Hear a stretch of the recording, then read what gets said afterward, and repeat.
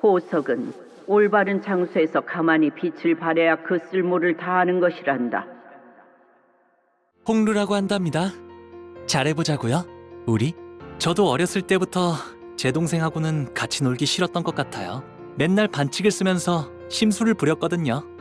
병검을 배웠는데 교사는 적은 편이었어요. 3명뿐이었죠. 살면서 애완동물 사료 같은 음식들도 한 번쯤은 먹어봐야 하지 않겠어요? 저희 집안에서 강제로 받아온 수련에 비하면 힘든 축에도 들지 못하죠.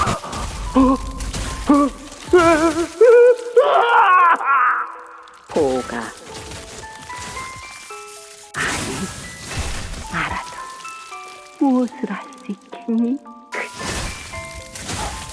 생각이나 하면 그만인 것을.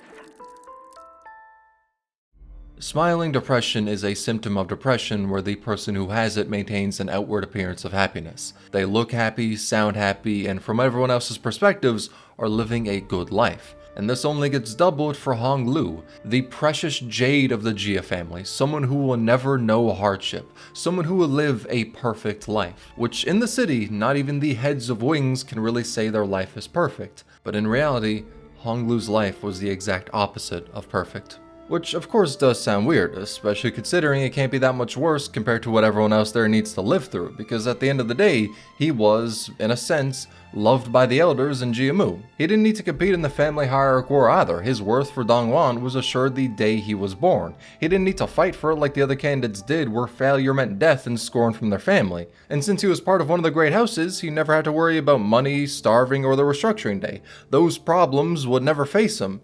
He had his own entire building as a place to live in, servants at his beck and call, friends he could hang out with, and unlike other children of the great houses, actually had a birthday where he was celebrated, where he was admired and shown off to all the other great houses. With all of that considered, how can his life be terrible? Well, it's because of what I just said. He was admired and shown off on his birthday. His birthday wasn't for him, and in a sense, his life wasn't for him either. But if someone could be so wealthy, celebrated, and most importantly free in Hongguan, how is it the case that his life wasn't meant for him to live? I mean, everyone in the district knows that the Jade is born into a different world than everyone else, so how could he be worse off? And the answer for that is the love the elders in Jiamu felt for him. It wasn't the love a parent has for their child, it was the love a person has for their jewelry. When he was born, he was called the gem of the family because of the jade eye that was implanted into him. It's what separated him from everyone else in Hongguan, even giving him the ability to see the elders whenever he wanted to. Because of this, he was known as Jia Bayu, the Venerable Jade. But that's all he was ever viewed as. Most of the kids couldn't get close to him because of his status. Instead, they were jealous of him and hated him. Most other adults only knew him as the Jade and didn't care to help or listen to him at all. After all, they thought he had nothing to worry about because of the love he received from people in high places, so he was isolated as a Jade even more. Hell, his parents also said that his destiny was just to be the precious Jade. It was what he was born to be. No one saw him as a person. He was an object to be admired and displayed, not a person who should have wants or whims for his own life. His life existed just for the elders. The only people who viewed him like an actual person were Daiyu, Jiahuan, Xiaoren, and Jichun. Everyone else in the entirety of the district he lived in viewed him as subhuman, something to be displayed. That is where the tragedy of his life begins. From the moment he was born, his entire life was resigned to being an object. But since he did have people in his life that actually cared about him, maybe he can cope with living like this. Maybe, just maybe, if he could spend his days with them, his life could have some normalcy in it. The only time he really felt happy was being around them. They gave his life purpose, something to live for. He would be forced to visit the Kong family because of Jiamu, but he was able to find some happiness there by being with Jiahuan and Daiyu. And at home he had Jichun or Xiaoren to help cheer him up, the latter actually showing her want to care for him and comfort him. And on his birthdays, he didn't care about celebrating himself, so he used those days to make Jichun happy. That was the only thing that gave him joy on his birthdays. Being with them were the only positive moments he had in his life. It's what helped with being at Jiamu's beck and call. He was, in a sense, kind of like a slave to her. and this was by her design. Jiamu made it her mission to oversee Baoyu after his birth, not to actually care for him or love him like one would a family member, but instead to mold him into what everyone called him, a beautiful jade, an object. It wasn't enough that he was viewed that way, she wanted him to be one, to be smiling all the time because that is what jewelry is meant to do. So she made it a goal to turn him into that. This was her plan, to take all of what made Baoyu himself, an individual, a person, and root it out till none of that remained. Which is why she said the downfall of the Kong family, that beautiful scenery, would not be complete without him as its witness. Jiamu showing her deception in this scheme wasn't a life lesson to Baoyu about the worries of Dongguan or what he should watch out for. She didn't care about that. She wanted to scar him. That's why she showed him the experimentations on people that they were doing. She forced him to watch a torture. It terrified him, and he didn't know how to deal with what he saw. So because he was still a child when he was forced to go through this, he foolishly reached out to Xiaoren for support. He told her about what was happening, hoping that maybe she could help him. And the result of the first time he tried asking for support, someone to save him, was Jiamu having her killed and brought back as a shell, to be a lesson to Baoyu about what defying her meant. The first time he reached out for support resulted in one of the 4 people that viewed him like a human being murdered and used as an example. A lesson that, because of his actions, Xiaoren was broken, which Jiamu made special note of to isolate him from any future support. Baoyu was taught that if he reaches out to people that could help him, however small a number that group may be, she could have them killed whenever and however she wanted. At this point, Baoyu had nothing. Most people didn't view him as a human, and those that did, he couldn't confine in or else they would die. He was just a scared child being forced to watch horrors most people couldn't handle daily, with no one to help him. Jiamu manipulated him exactly how she wanted. Now all that was left was to deal the final blow to his psyche. The Kong family massacre. Baoyu knew what was going to happen and tried to warn everyone against going there, but because of what happened with Xiaoren, he was too terrified to say why. That and the fact that he was a child made it so no one listened to him, except for his 2 friends that said they wouldn't. At least he can save them. At least out of everything that was going to happen, that could give him some hope, right? Maybe his actions could have changed something, but in reality, nothing could have helped him for what he was about to see.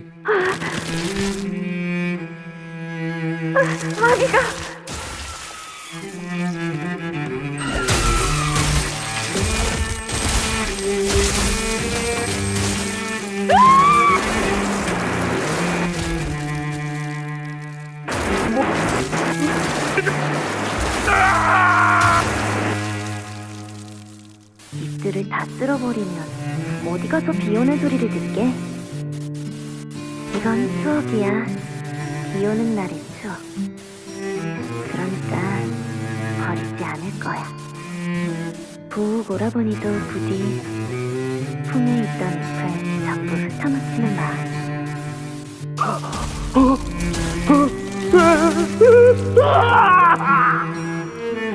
어젯밤 뜰 밖에서 슬픈 노래가 들렸는데 그것은 꽃넋과 가는 새 넋의 울음이었지. 그 수많은 울음소리를 그저 듣기만 하는 수밖에. 이제 알겠느냐? 너는 할 수 있는 게 무엇도 없단다. 그러니까 결국 이 풍진 세상, 눈을 감지 않는다면 벗어날 도리가 없겠지. 저쪽 떼기밭 머리에 나는 꽃무덤을 하나 만들어 놓았어요.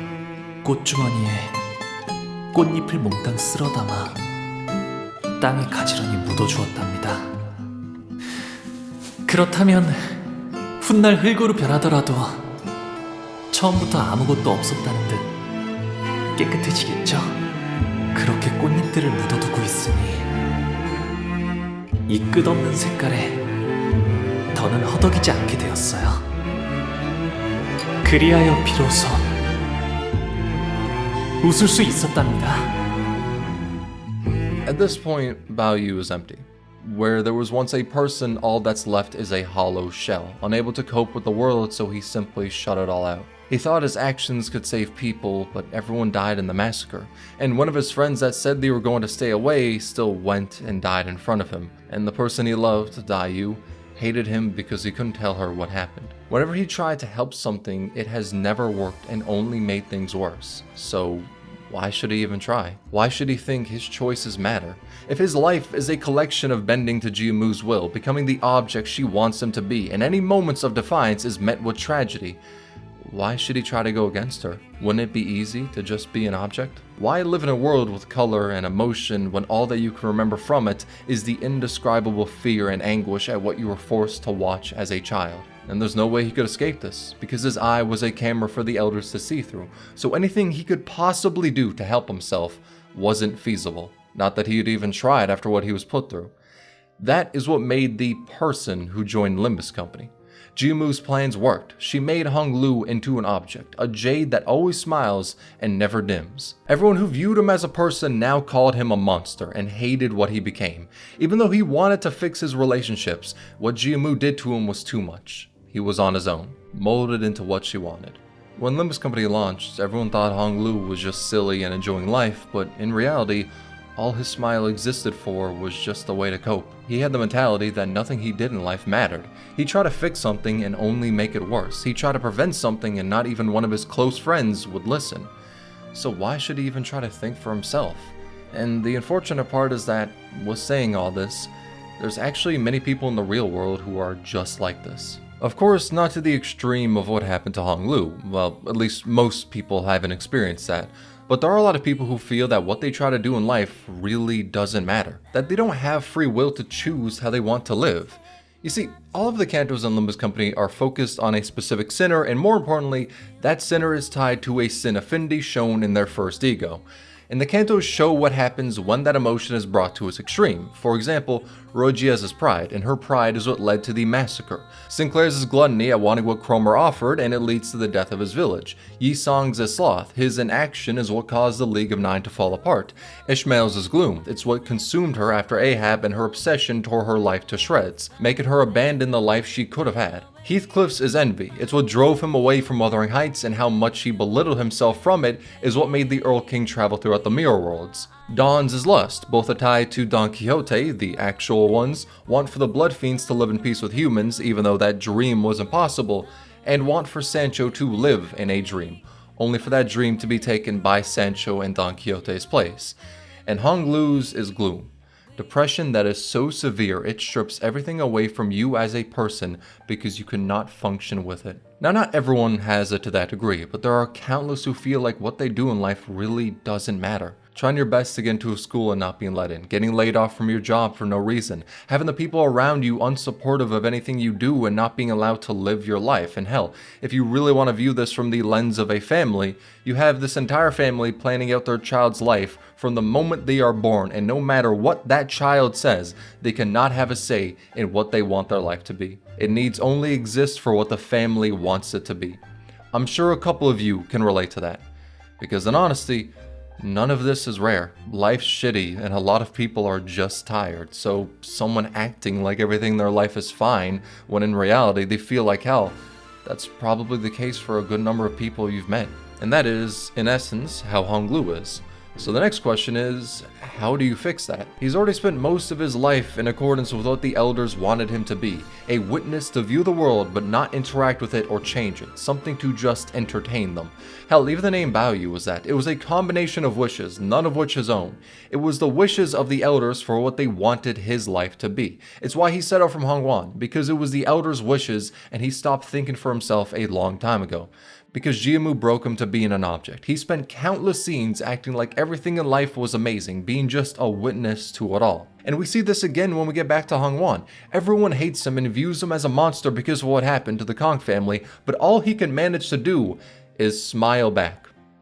Dayu hates him, and he's married off to someone that only cares about him as the Jade, and when she describes their life together, it doesn't interest him at all, but he goes with the marriage because that is what was told of him. And when Limbus Company said he'll be taking part in the family hierarchy evaluations, even though he didn't care about them, he accepted because he thought his choices didn't matter. And even the scars from how Jiamu treated Shiren didn't fade after all those years, because throughout the evaluation, he always tried to dodge the truth about what happened to the Kong family and how his life was, until his memories of it forcibly played out in front of everyone.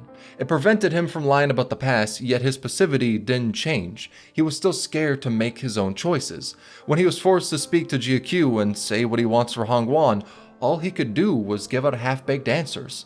The trauma remained, but GQ, striving for the path of humanity, knew that Honglu was just putting up an act, and he would tear it away to see who he really was.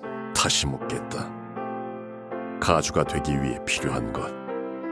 지금의 홍원에 제일 필요한 것에 대한 너의 답을 말해라.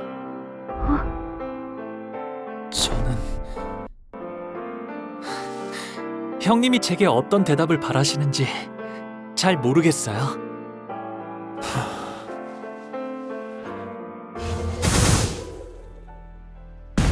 말할 차례가 왔음에도 해야 할 말을 하지 않는 것은 숨김이다.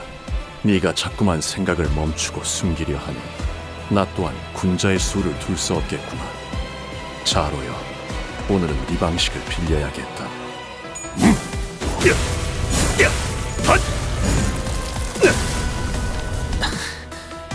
저는 홍원에 필요한 것이라 하면 그런 답이 설사 있다 한들 무슨 의미가 있을까요? 사사로운 우리가 네 뜻을 갖는 것이다. 때까지 전까지 잠시 쉬어라. 다시 묻지. 홍원에 필요한 것은 무엇인가? 그저 숨을 내쉬기만 반복하면서 죽고 사는 것에만 급급해하는 이들이 지녀야 할 것은 홍원에는 수복강령이 필요하겠네요. 배틀여다 삼켜놓고 대신 허울 같은 공갈을 내보내는군. 본래 말하려던 걸 말해라. 홍원에 필요한 것은 오가, 너는 저들을 모두 구할 수 없을 거란다. 알아요. 모두를 구할 순 없겠죠. 그래도 저렇게 제 눈앞에서 떨어지고 있는 사람만이라도. 상냥함이에요. After years, that broken child was finally able to speak, to say what he wanted, for once. He thought his choices didn't matter, thought emotions would only hurt him in life, so he buried them away.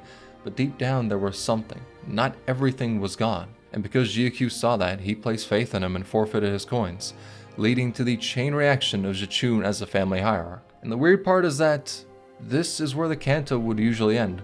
Honglu had his revelation, changed as a person, and they got what they wanted. But Canto 8 is done in a different way, not because it changed around the sequence of events, as in all the prior Cantos, the change of the sinner was done only in the third part, but because it has him start to change in the second part, only slightly, but makes him realize and live through that change in the third part. This is a difference I love because for the sinner's evolution to be believable, there is going to be growing pains. If someone is very antisocial and one day finds out how bad that is and goes to change it, they're not going to be a different person overnight, which is exactly what we see with Honglu. He doesn't have this brief moment of opening up because GQ forced him and all of a sudden, he's a different character entirely. He only shows change for certain things because in reality, healing needs to be done step by step. He got his foot through the door because of GQ, but the rest of that scared child is yet to walk through, which is why the next step for him was to help Jachun because she was in danger.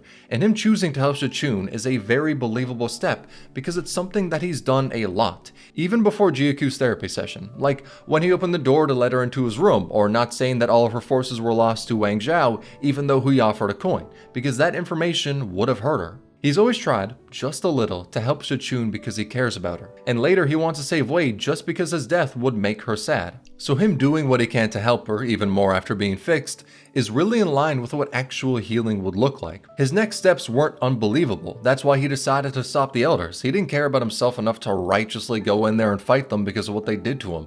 He's still healing, but one part of his person, even unknown to Honglu, was his want to help Jachun. It's what made him act. Because of this, the sinners navigate through a war, fighting Lei Hong and N-Corp to finally meet the elders and save Jachun. There, Jimu offers him the golden bow in exchange for making Jachun take the elder worm. But Honglu doesn't take it, because Jachun doesn't want to become the family hierarch this way. He stands up for himself, finally wanting something, to fight Jiamu and save Jachun. And during the fight, his memories start playing out, showing the emotions he long thought he buried. He likened them to petals that he let scatter, but as the fight carries on, he finds more and more of them, slowly regaining his humanity. And then Yi-song makes him face the truth, that Honglu never fully got rid of his emotions. He still witnessed what everyone else went through and felt what they were going through. At times, his smile was just a facade stuck to his face, but there were moments it was genuine. Though Honglu says that even if he still has his emotions, what does it matter if in the end it will all fade away? Until Dante says that the end of something is just the starting line for something new. It's the little steps that keep us going, and Honglu's already begun to take them to save Jachun. 이미 다 흘러가 버린 마음인 줄 알았어요.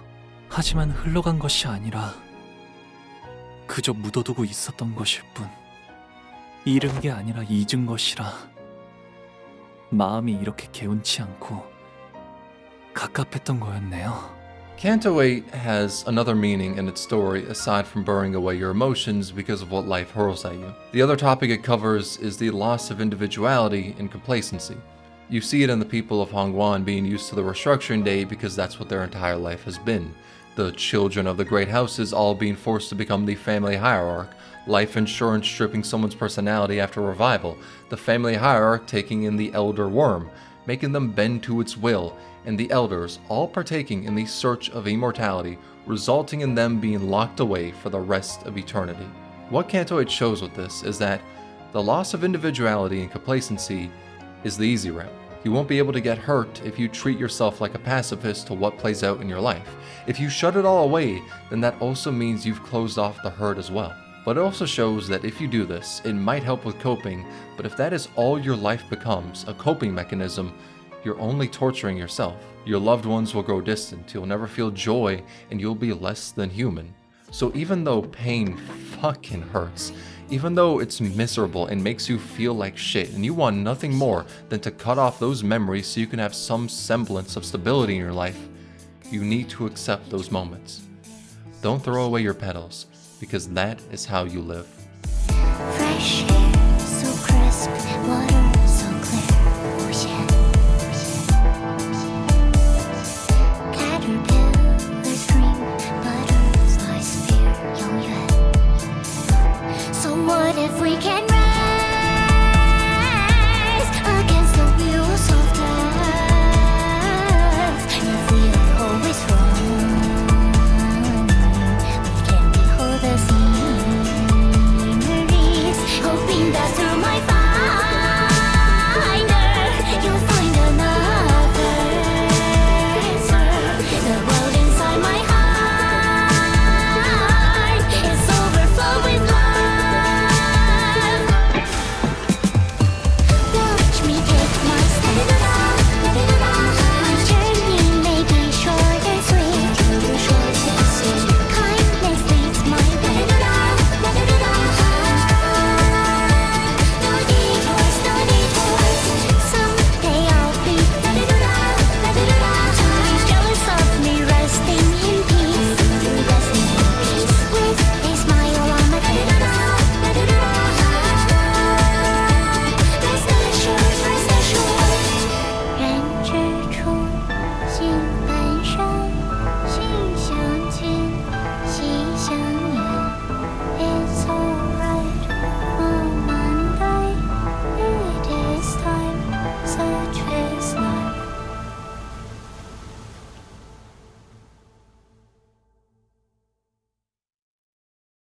I didn't know what to expect from this canto.